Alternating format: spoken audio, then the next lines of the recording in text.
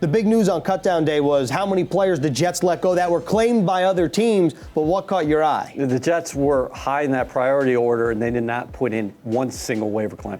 The Jets' initial 53-man roster is set. A pair of undrafted free agents made the team: running back Zonovan Bam Knight and safety Tony Adams. Let's call him Bam Knight. He averaged 28.2 yards on his kickoff returns in the preseason. That was second most in the National Football League. He had the 52-yard return against the Philadelphia Eagles. In fact, he scored a touchdown in that game. That was a loaded backfield to start the preseason. He beat out the likes of LaMichael Pirine and Tevin Coleman to earn that roster spot. Now, as far as Tony Adams, interesting story, because the Jets thought they had 6 safeties in camp worthy of making an NFL roster.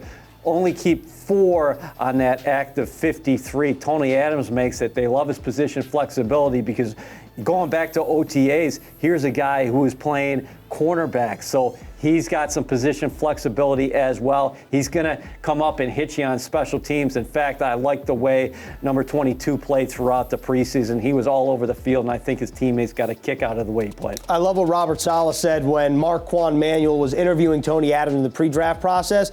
He said, "What do you want to get out of the NFL?" And Tony Adams said, "I want to take somebody's job." Great story from Tony Adams. Now, the Jets did have some excruciating decisions, as Joe Douglas put it, including the safety position you just said. Well, yeah, like we said, they thought there was 6 players worthy of being on an NFL roster. With that being said, nice job by Joe Douglas and company getting Will Parks back on the practice squad. Jason Pinnock lands across town with the New York Giants. But the Jets, since the start of training camp, an NFL high 11 players who they waived and were picked up by other teams. That speaks to the depth of this roster. There was a lot of talent on the field here throughout training camp at One Jets Drive. You had to cut good people. That means the Jets are getting better, and you should expect more wins in 2022. Of course, all eyes on the quarterback position. The Jets, to no one's surprise, keep 3 quarterbacks: Zach Wilson, Joe Flacco, and Mike White. And then Chris Streveler lands back with the Jets on the practice squad. Well, Robert Saleh said that Streveler had one of the best preseasons in history